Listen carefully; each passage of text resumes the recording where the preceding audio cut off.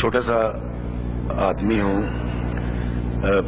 تعارف کے لیے بتا دوں کہ ناگن ڈرامہ سیریل ابھی آپ دیکھ رہے ہیں وہ بھی میرا ہے اور کرم جلی بھی میں نے لکھا ہے. بہت بہت بڑے لوگ، بڑے سخی دل یہاں موجود ہیں. اعداد و شمار بہت سارے آپ کو بتا دیے گئے پہلے بھی اور بتایا جائے گا. غزالی کے حوالے سے میں ہمیشہ غزالی کے ساتھ ہوں اور یہ جب بھی مجھے بلاتے ہیں میں ضرور آتا ہوں اور میں کبھی ان کو اپنی مصروفیت نہیں سناتا. چھوٹی سی بات صرف کروں گا، آپ کی سوچوں کو، آپ کے دل کو وہ چھیڑے گی اور گداس پیدا کرے گی. پچھلی سردیوں کی بات ہے، میری بیٹی بیمار تھی اور میں ایک ڈاکٹر کے پاس گیا. کیونکہ میں اپنے آپ کو تھوڑا سا بڑا امیر آدمی سمجھتا ہوں تو میں بڑے اچھے ڈاکٹر کے پاس گیا تھا. جب میں وہاں گیا تو مجھ سے پہلے ایک صاحب جو مفلوق الحال نظر آ رہے تھے اور سردیوں کے اندر انہوں نے ایک کھیس لپیٹ رکھا تھا، کھلی چپل پہن رکھی تھی، نوجوان تک 27 سال کا. اس کی بیوی ڈاکٹر صاحب کو دکھا رہی تھی اور بچے کی گردن پیچھے کی طرف ڈھلکی ہوئی تھی. میں نے انگریزی زبان کا فائدہ اٹھایا، ڈاکٹر صاحب سے پوچھا، میں نے کہا اس کو کیا ہوا ہے؟ انہوں نے کہا یار یہ بچہ بہت بری کنڈیشن میں، بچے گا نہیں. تو انہوں نے، ڈاکٹر صاحب نے اس شخص کو کہا کہ تم اس بچے کو لے جاؤ اور گنگا رام لے جاؤ، میں ہاسپٹل لے جاؤ. اس نے کہا جی میں گنگا رام لے جاؤں. تو اس نے کہا جی گنگا رام لے جائیں، لیکن ٹائم جو ہے نا وہ بڑا امپورٹنٹ ہے اور وہ اگر اس بچے کی کمر میں سے پانی نکالنا چاہیں تو نکالنے دینا. وہ فیملی جیسی گئی ہے. میں نے ڈاکٹر صاحب سے کہا، میں کہا ڈاکٹر صاحب میں اس کی مدد کرنا چاہتا ہوں. انہوں نے کہا کر لیں. تو میں جب باہر گیا تو وہ جا چکے تھے. خیر میں بڑا افسوس کے ساتھ وہاں سے نکلا. بیگم صاحبہ میرے ساتھ تھیں. اس وقت بھی ہال میں میری بیگم موجود ہیں.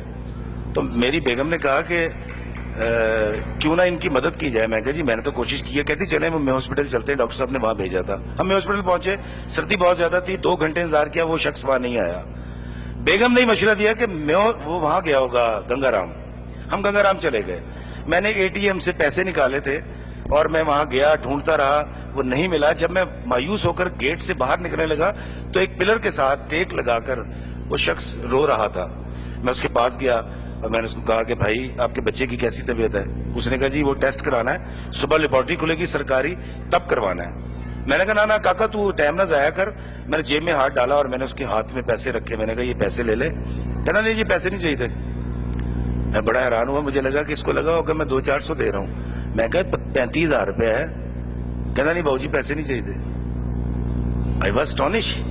میں نے کہا یار کیسے ہو سکتا ہے 35,000؟ بھائی میں نے کہا تو کرتا کیا ہے؟ کہتا جی میں کاشتکاری کرتا ہوں.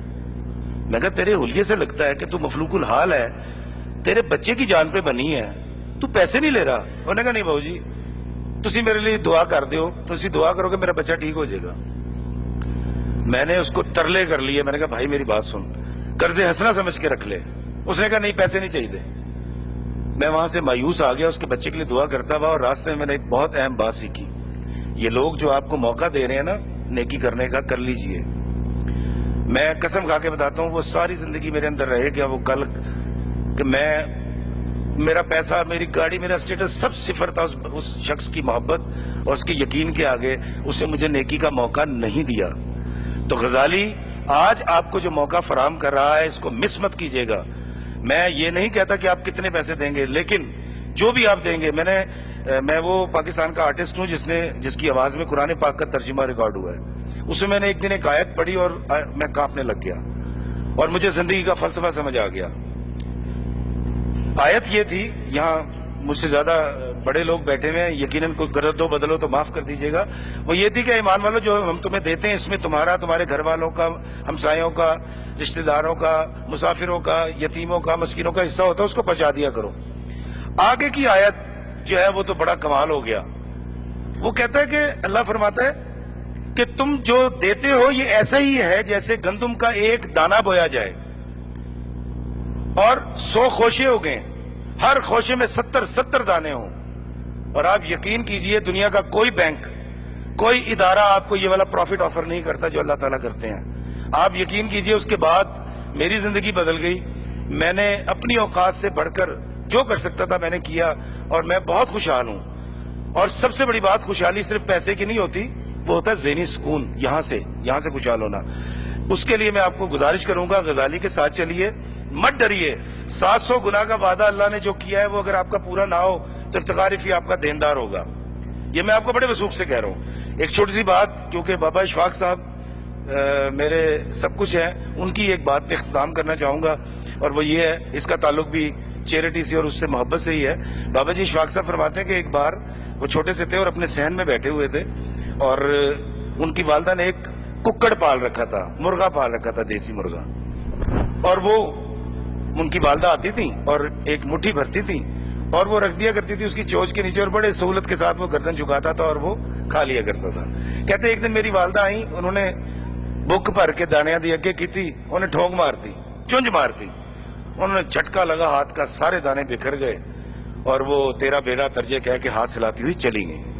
اشفاق صاحب کہتے میں دیکھ رہا تھا کہ وہ کبھی مشرق میں جاتا تھا ایک دانہ کھانے، کبھی مغرب میں جاتا تھا، کبھی شمال میں، کبھی جنوب میں۔ وہ تھک گیا، اس کا پیٹ بھی نہیں بھرا، اور اس کی وہ سہولت بھی اس سے چھن گئی جو اس کی اشفاق صاحب کی والدہ اس کے آگے رکھتی تھی۔